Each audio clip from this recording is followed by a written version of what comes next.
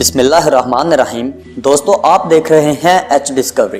دوستو آج ہم بات کریں گے موت کے خلاف ہونے والی سائنسی پیش رفت کا جائزہ لیں گے۔ سائنسدان روز اول سے کوشش کر رہے ہیں کہ کسی طریقے سے موت پر کنٹرول حاصل کیا جا سکے یا کم از کم ہماری 60 سالہ زندگی 1000 سال تک طویل ہو جائے۔ دوستو آئیے اب تک ہونے والی تحقیق پر ایک نظر ڈالتے ہیں۔ دوستو تمام زندگی ہمارے جسم میں عام و خاص تبدیلیاں رونما ہوتی رہتی ہیں۔ یہی تبدیلیاں ہمیں مختلف رنگ اور روپ سے نوازتی ہیں۔ دراصل یہ تبدیلیاں ہمارے ڈی این اے خلیات سے جڑی ہوتی ہیں۔ کبھی یہ خلیات متاثر ہوتے ہیں تو بیماریاں لاحق ہوتی ہیں۔ ہماری طبی موت 3 صورتوں میں واقع ہوتی ہے۔ پہلے نمبر پر خلیات کا مرنا، دوسرے نمبر پر خلیات کا ٹیومر بننا، تیسرے نمبر پر خلیات کا ریٹائر ہونا۔ دوستو خلیات کے مرنے سے اچانک موت واقع ہوتی ہے، البتہ فوری طبی امداد کی صورت زندہ خلیوں کو مردہ خلیات کی کمی پوری کرنے میں لگا دیا جائے تو زندگی بچ سکتی ہے۔ خلیات ڈی این اے کی خرابی کی صورت مرتے ہیں۔ خلیات کی موت لا علاج بیماریوں کی وجہ بھی بنتی ہے۔ خلیات ٹیومر میں تبدیل ہو جاتے ہیں اور دراصل جسمانی رسولیاں اور خونی و دماغی سنگین مسائل کو جنم دیتے ہیں، جبکہ خلیات کا ریٹائر ہونا بڑھاپے کی وجہ بنتا ہے، جو ایک عرصہ بعد اپنے ساتھ خلیات کی موت ٹیومر جیسے مسائل کو بھی جنم دیتا ہے۔ اسی صورتحال میں انسان پر چھوٹی سے چھوٹی بیماری بھی حاوی ہو جاتی ہے، جسمانی مدافعتی نظام تباہ ہو جاتا ہے، یوں انسان طبی موت مارا جاتا ہے۔ دوستو انسان صدیوں سے موت سے چھٹکارا حاصل کرنے کی راہیں تلاش کر رہا ہے، ماضی میں آب و حیات کی جستجو میں بے تاب رہا اور حال میں خود آب حیات بنانا چاہ رہا ہے۔ 2011 میں امریکی ریسرچ لیبارٹری میں خلیات کی 3 صورتحال پر جانچ کا کام شروع ہوا۔ اگر طبی موت کی ان 3 وجوہات پر قابو پا لیا گیا تو موت پر کنٹرول حاصل کیا جا سکتا ہے یا کم از کم 1000 سال تک جوان اور صحت مند زندگی گزاری جا سکتی ہے۔ تجربات کے لیے چوہوں کا انتخاب کیا گیا کیونکہ چوہے اور انسان کا ڈی این اے بہت مشابہت رکھتا ہے۔ اس ریسرچ میں معروف جینیٹیکل انجینئر ڈیورسن اور بیکر پوری طرح شامل تھے۔ چوہوں کے ڈی این اے میں موجود تندرست اور بیمار خلیوں کا گہرا مطالعہ کیا گیا، ان کے جینز پر کڑی تحقیق کی گئی۔ وہ جاننا چاہتے تھے وہ کون سی عوامل ہے جو خلیات کے خرابی کا باعث بنتے ہیں۔ نیز وہ ریٹائر ہوتے خلیات کی جگہ نئے خلیات بنانے پر بھی کام کرتے رہے، کیونکہ جب خلیات مسلسل کام کرنے کے بعد ریٹائر ہو کر رکنے لگتے ہیں تو انسان پر بڑھاپے کی آمد شروع ہو جاتی ہے۔ جیسے جیسے ریٹائر خلیات بڑھتے جاتے ہیں انسان بوڑھا ہوتا چلا جاتا ہے، لہٰذا موت سے چھٹکارے کے لیے یا طویل العمری کے لیے بڑھاپے سے بھی چھٹکارا پانا ضروری ہے۔ سائنسدان ڈیورسن اور بیکر اپنی ٹیم کے ساتھ دن رات مصروف رہے۔ آخر 2016 میں انہوں نے خلیات کے قاتل مادے کو ڈھونڈ لیا جو خلیات کی موت اور ان کے ریٹائر ہونے اور ان میں ٹیومرز پیدا کرنے کا سبب بنتا ہے۔ اسے P16 پروٹین کہتے ہیں۔ یہ مادہ جس خلیے میں پیدا ہوتا ہے وہ دہمی طور پر ناکارہ ہو جاتا ہے۔ اگر یہ خون کے خلیوں میں پیدا ہو جائے تو خلیاتی ٹیومر بنتا ہے۔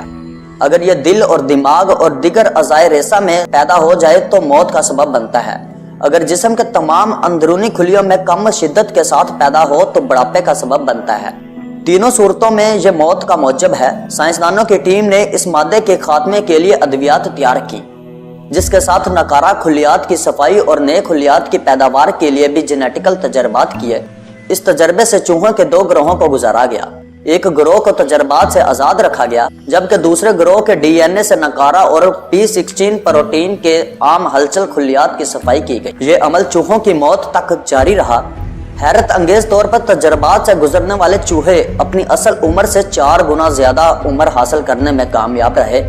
اس دوران ان کی صحت بھی بحال رہی اور جسم بھی متحرک رہا۔ ان میں جنسیاتی کمزوری بھی واقع نہیں ہوئی، وہ بڑھاپے سے بھی محفوظ رہے، جبکہ تجربات سے آزاد رہنے والے چوہے اپنی فطری عمر پا کر بوڑھے ہوئے اور چل بسے۔ سائنسدان اس تجربے کو موت پر پہلی فتح قرار دیتے ہیں۔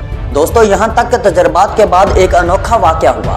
تجربات سے گزر کر طویل عمری حاصل کرنے والے چوہے ایک دن اچانک مر گئے، جبکہ ان میں خلیات کی صفائی بھی پوری تھی اور موت کا کوئی امکان بھی نہیں تھا۔ اس حادثے کے بعد تحقیق کا نیا دور شروع ہوا۔ آخر ان چوہوں کی پراسرار موت کا راز کھل گیا۔ دراصل قدرت کے بنائے خلیات اپنے اندر ایک سگنل سسٹم رکھتے ہیں جو جسم میں رونما ہونے والی مختلف صورتحال سے مدافع نظام کو آگاہ کرتے رہتے ہیں۔ مدافعتی نظام قبل از وقت کارروائی کر کے پیدا ہونے والی صورتحال کو کنٹرول کرتا ہے۔ اگر مسئلہ کنٹرول سے باہر ہو جائے تو اسے آہستہ آہستہ روی سے جسم پر ظاہر کرتا ہے۔ تاکہ بر وقت علاج ممکن ہو سکے، جبکہ مصنوعی طریقہ کار سے پیدا ہونے والے خلیے جسم کے مدافعتی نظام سے اجنبی ہوتے ہیں، لہٰذا P16 پروٹین کی کمی یا زیادتی کے پیش نظر بیماری اچانک 100% ہو کر حملہ کرتی ہے، جس سے جاندار دوسرا سانس بھی نہیں لے پاتے۔ نیز نئے پیدا ہونے والے مصنوعی خلیے جو طویل عمری کا باموت پر کنٹرول کا باعث بنیں گے، وہ زخموں کو مند کرنے کی صلاحیت سے بھی محروم ہیں۔ مسٹر ڈیورس کہتے ہیں، ہم بہت جلد ایسے خلیات بنانے کی کوشش کریں گے جو جسم کے مدافعتی نظام سے مکمل رابطے میں رہیں۔ ان جدید خلیات میں P16 پروٹین کے خلاف زبردست ایکشن لینے کی بھرپور صلاحیت بھی ہوگی۔ اس کے علاوہ خلیات کے مرنے سے پہلے وہ دوسرے خلیات کو بھی پیدا کر سکیں گے تاکہ خلیات کی کمی سے بڑھاپا یا موت واقع نہ ہو۔ معروف سائنسدان شارپلس کہتے ہیں، تاریخ میں پہلی بار ہم موت اور بڑھاپے کو شکست دینے کے لیے قریب ہوئے ہیں۔ ہم بہت جلد مصنوعی خلیات کو قدرتی خلیات سے بہتر بنائیں گے، جس سے ایک جوان اور صحت مند زندگی وجود میں آئے گی۔ دوستو، یہ تھی وہ رپورٹ جو اب تک موت کے خلاف جدوجہد کو واضح کرتی ہے۔ خواتین و حضرات، الحمدللہ ہم مسلمان ہیں۔ ہمارا ایمان ہے موت رب کے اہم ترین فیصلوں میں سے ایک ہے، اسے کسی صورت ٹالا نہیں جا سکتا۔ سائنسدان اگر طبی موت پر قابو پا لیں، لیکن میرے رب کے پاس زندگی واپس لینے کے بہت سارے طریقے ہیں۔ کیا سائنسدان حادثاتی موت کو روک سکتے ہیں؟ ہرگز ایسا ممکن نہیں ہے۔ جنات وہ واحد قوم ہے جو بہت کم کسی بیماری میں مبتلا ہوتے ہیں، لیکن موت انہیں بھی شکار کر لیتی ہے۔ ان کی زیادہ مواج قبائلی جنگوں اور مخصوص واقعے پھیلنے سے ہوتی ہے۔